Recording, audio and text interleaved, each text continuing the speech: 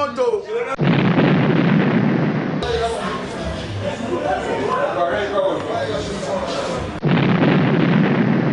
Pour or et silité. Donc on est la première richesse on zamba réunion na basali na ye. En tout cas ngapi na sala ngo bien.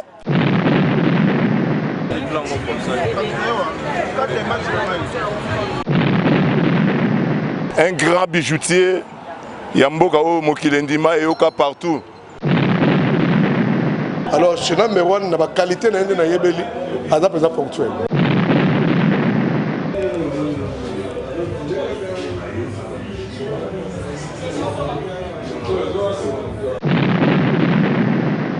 Qui la cause de la décision.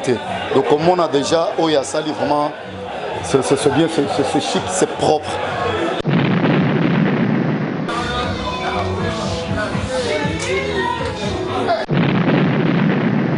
Le cycle est déjà, mais de modifier par rapport à Moussala rendement Moussala.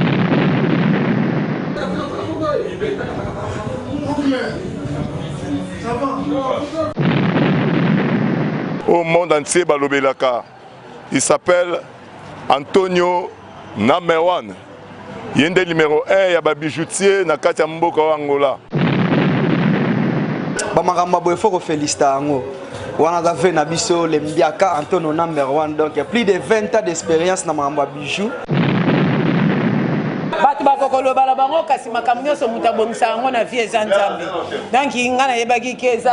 des jours il y a ouverture bien.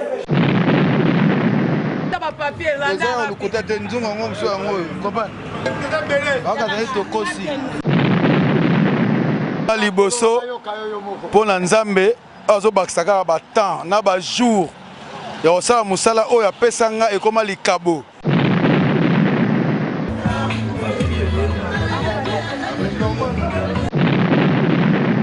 Number one, c'est un grand monsieur, un grand initiateur. Namoro déjà avant à renouveler place, dans mon bijou naé.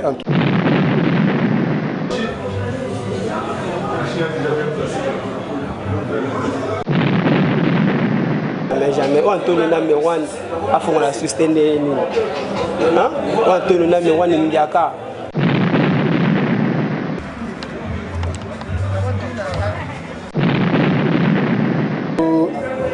Il y a une commande, il y a des médailles, des bagues, des bagues, des médailles pour la bana, pour la biso, des cadeaux pour ma mère. Tu comprends maboko? Na bengi na Antonio na nombo na yeyo. Bota na Antonio ngo yeyo. Mais pourquoi on l'appelle number one? C'est parce qu'il est number one, parce qu'il sait comment faire, il fait les savoir-faire. Bandeko Abassi Amibali, vraiment merci. Merci pour la présence de Binonio Sobozawa. Kolo histoire, Antonio Azassi, on parle d'Antonio. Comme on a number one, Yango a confirmé toujours. Merci pour la bravo ingénieur, bravo Outumarora. Émission, Outumarora. Ingénieur, bravo! Bati ailleurs, il m'a voisin malalié, il m'a voisin Tadouvi. Bonsoir à tous les téléspectateurs d'Angola Ultima Hora. C'est vrai, votre présentation c'est Céline Baofeta. Babile tokutami ana Kasenda, la référence pendant ya rotunda ya Kasenda, référence na biso. Tout ça pour la réouverture. Il y a maison bijoutier Obiso Motoyebi, bijouterie ya number one. Babi na minute Oyo pour faire plaisir à notre fan na ba client ya number one. Donc c'est un ingénieur tout de bravo. On peut à disposition pour les clients ya number one. Bamona comment à décorer ici sur maison. Oh bien mon a image n'est qui ne fait ça biso image pendant à disposition nango. Banango la ultima hora ba sepela.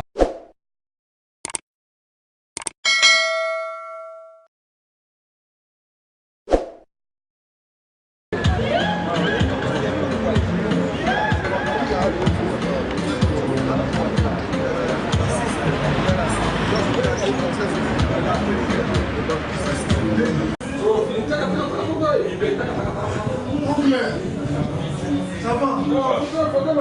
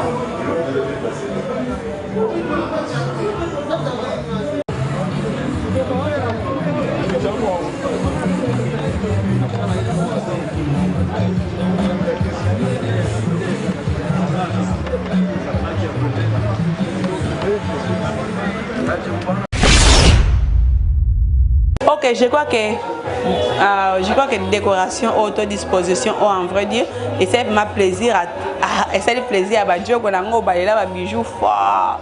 Miguel Enzo wabi ponta nefa Badjogo quoi, des bagues à nefa Badjogo na bossa noté mauvais gauche. En général tout le bon normalement au pesa c'est comme mode de circonstance, bino mo boyo ka ndenge ni jeje luamba abimisi maloba ya kitoko pona maison oyo.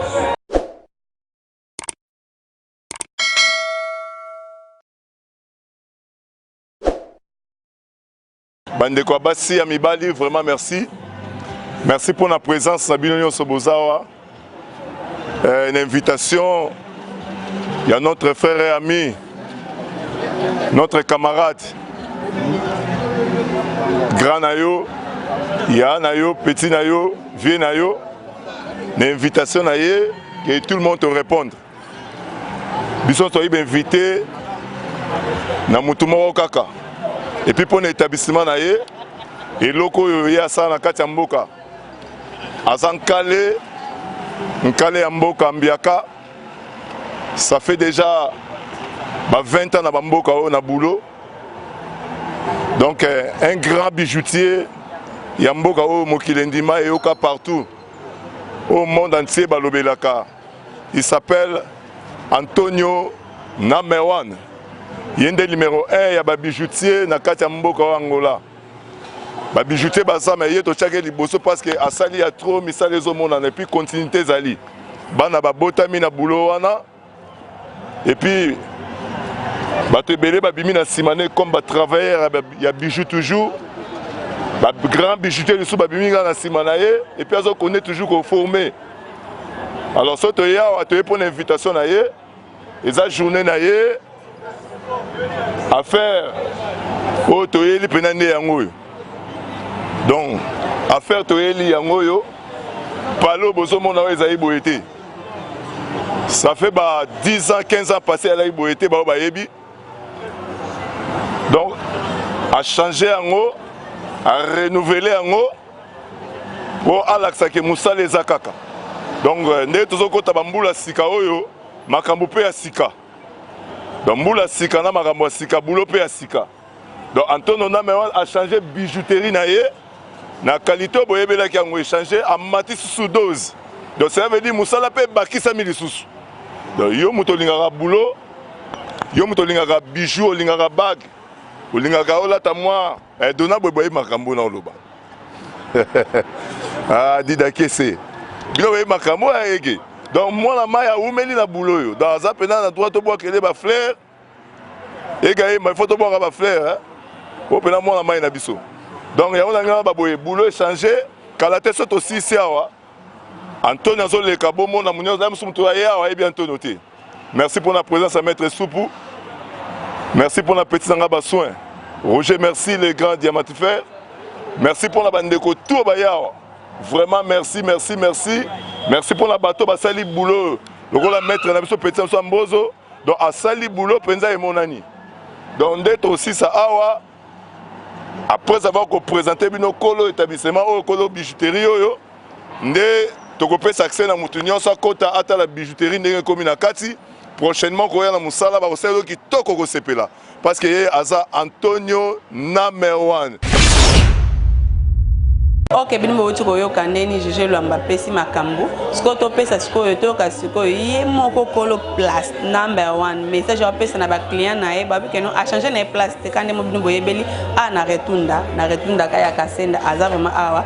Donc boyo kasiko maloba ya moko bien na biso number 1 babi mokonza bijou quoi et ça m'a plaisir à toi pas bien nga Rocky da Silva na bosante itile 48 Friday babi que non c'est la makas babi bolata babi bijou itile 48 Friday yo penda kota na bi makas papi mangumbu babi porte-monnaie magique kota bijou sous kano boyo kamaloba number 1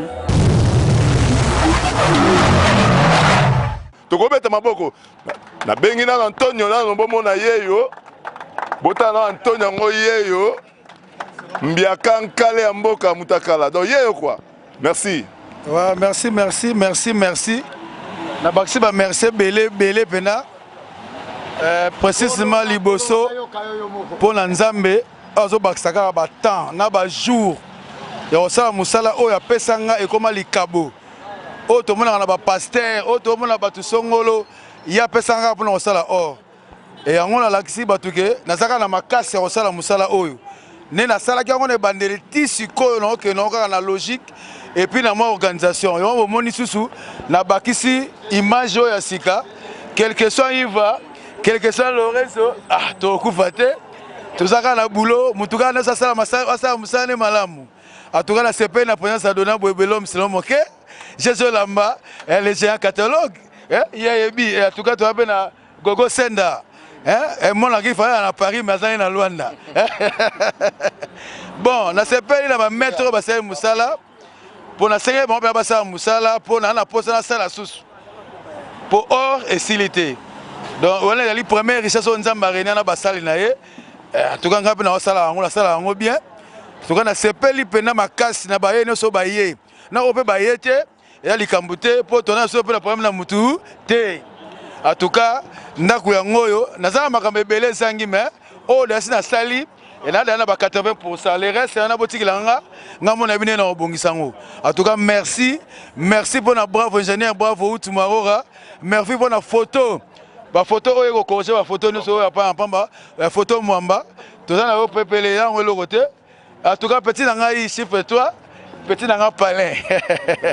Et puis nazala ya sasa Maître John ye wana benaza na molokai bo équipe ya makasi et puis tata mwasi ya bana Sylvie bongisa biso soupu et puis na base plaque ba soin bangono soana ba Zara banani Glody Lwalwa na yebi ke to kenonga no na boîte bomlanga ba simboki nanga ouais merci o azana posa tala ne to bokisi moi elengi et à Moussala, à nos quotas, la porte est ouverte. Merci, dernier mot, merci. Ok, merci. Nasir Bisson, c'est qui Antonio Namewan à lobby. Antonio Namewan a apprécié passage dans mon toutou. Et tant que fondé à plan, fondé à bijouterie, après ça accélère sur nos côtés, sur nos monatés, côté la bijouterie Namewan, nous visiter au moins moi beauté, moi image. Donc ça va, merci à toi. Pour ne pas oublier quoi, d'accord, inauguration. Quand on dit inauguration, tout le monde la masola ba fêti, te beta masola kolia komela, number 1 vraiment assez si batuyane o bayaki na journal elo, batunae o bazala na ba proche comme ba Serge Tata Kibokolo, ba Gégé Lwamba, ba donc bat baleki tellement trop non bosana ba kombo ya moko na moko, imagine tout ba pesa biso image ya bangombe. Tout ça c'est image. Et c'est ce que plaisir et pas David le tété quoi.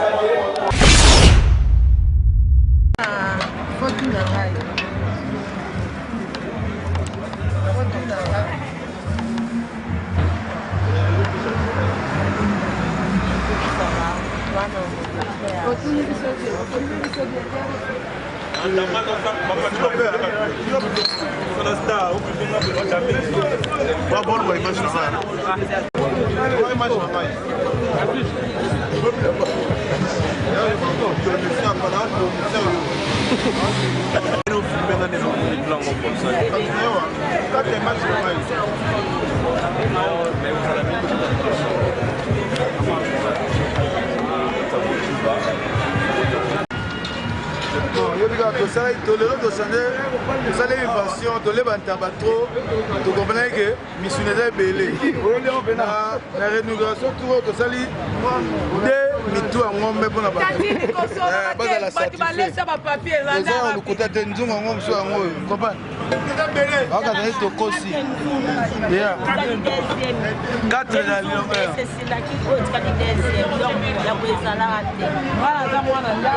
Ouais, ça compagnie la biso mon.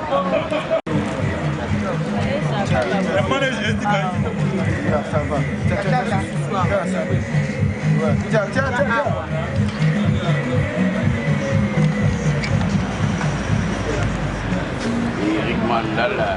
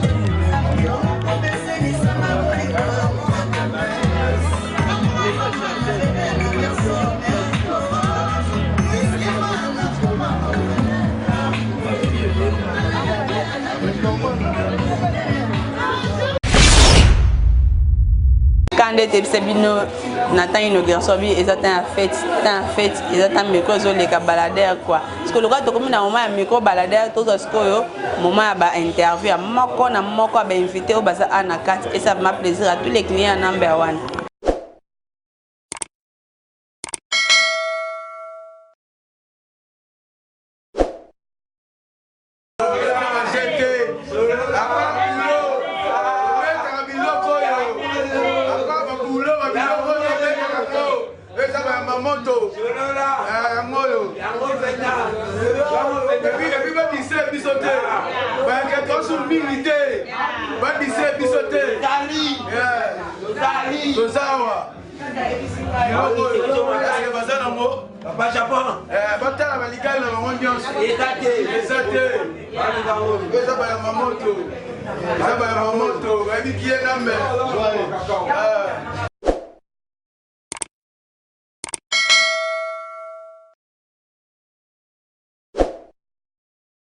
Jusqu'au directeur à maison. Directeur à maison number, il y a Antonio number 1. Comme pardon? Comment on a Blanchard Kimbembi? Blanchard Kimbembi, regarde caméra. Blanchard Kimbembi, un mot à dire qu'on a réouverture, il y a bijouterie Nebino.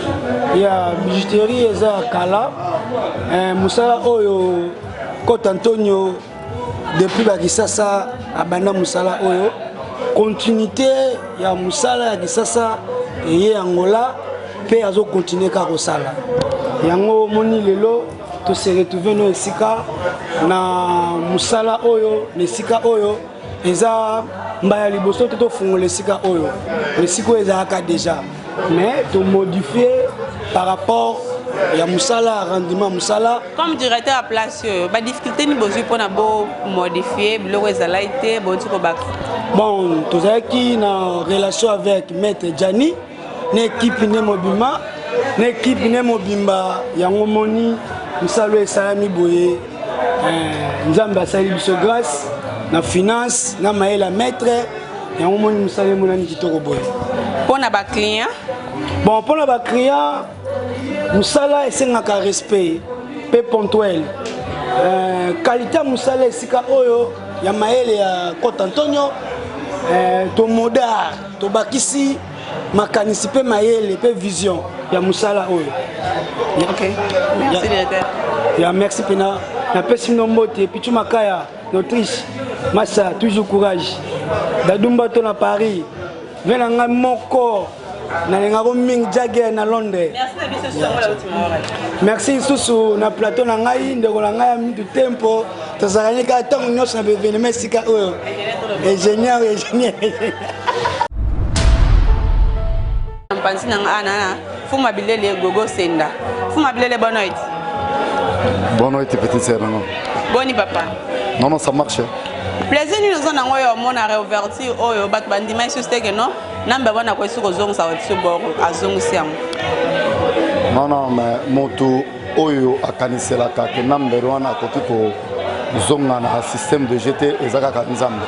Moto mokila ko zola moto décision te. Donc comme on a déjà oyo sali vraiment c'est bien c'est chic, c'est propre.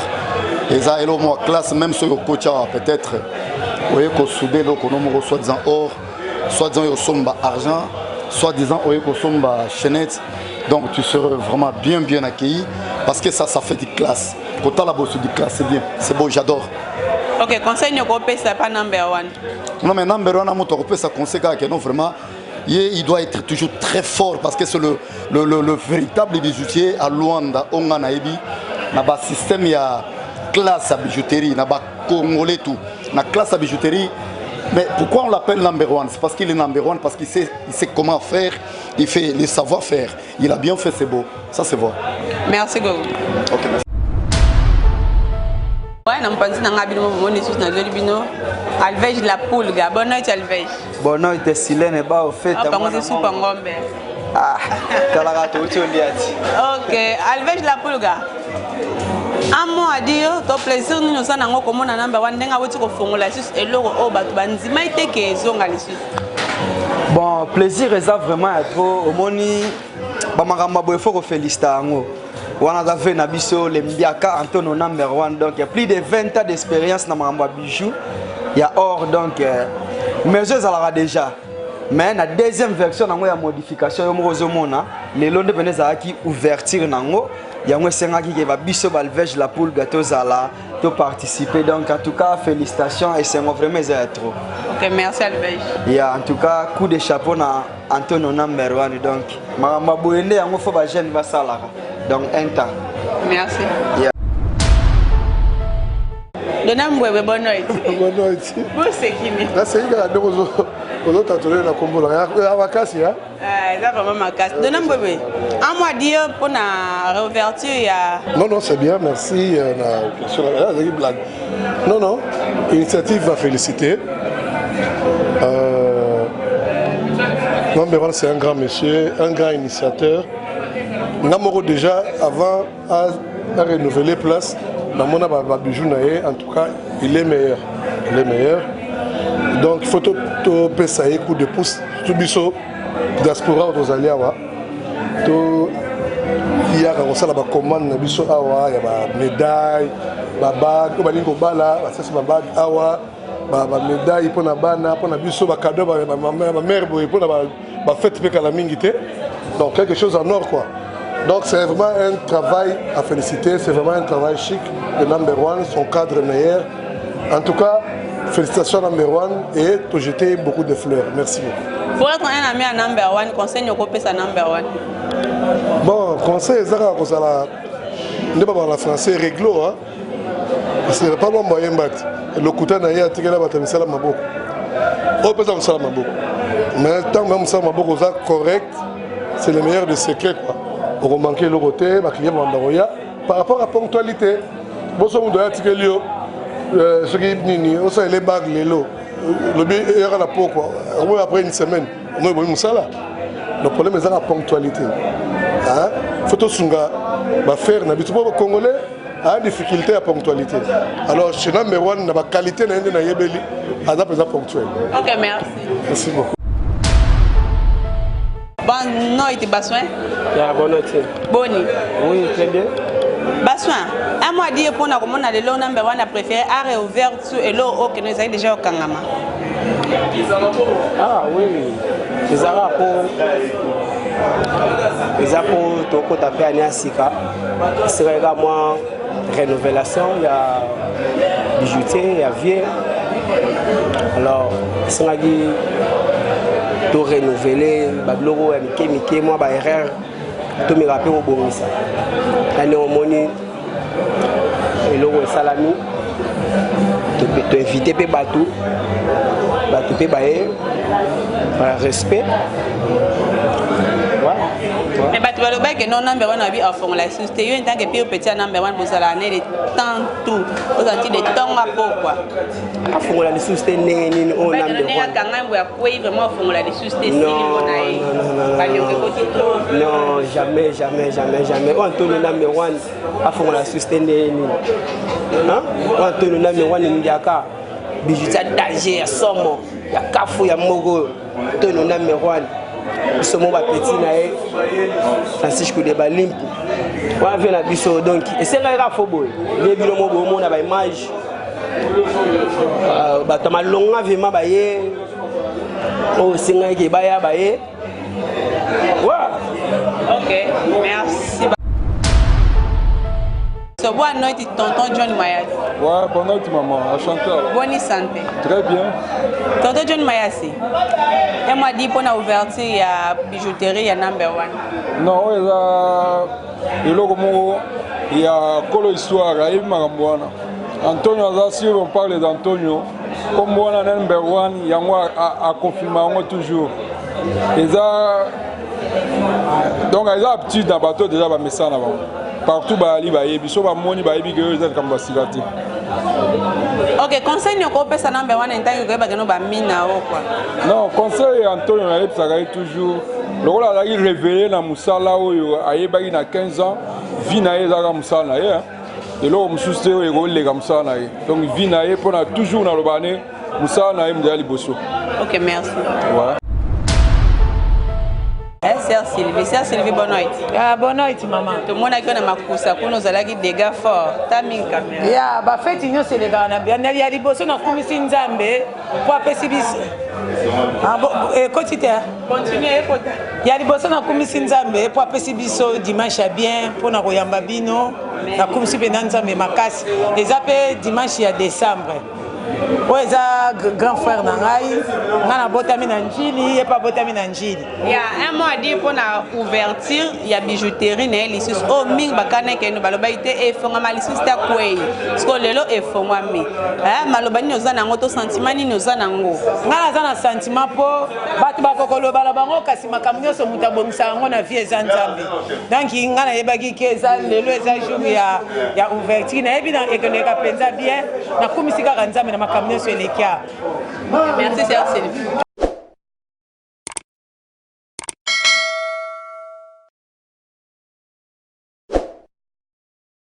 Bino bo tiko landa interview ya moko na moko bo bazala ke invité ya number one bino tiko landa ndeni elekeli donc pour faire plaisir à notre téléspectateur ngola ultima hora babi tozana kate pona ba fête to pona ba inauguration boy karate tozana pona makambo ya ebele comme ba barbecue ba concert na ba o lisus o amoni kaza tuna likanisi moko su ya bord mo boy donc ça m'a plaisir à ma casse que bien ba numéro na biso ezana na c et ça m'a plaisir à ma casse na Céline va faire national présenter cette émission na biso na ba ndako na bino donc Angola ultima hora et souhaiter kaka plein de bonnes choses. Beauté que malam Angola ultima hora et souhaiter na kati vient na biso number one ba bifi mo ba play sur la cano fort. Mo ba bien. Peut-être la prochaine fois.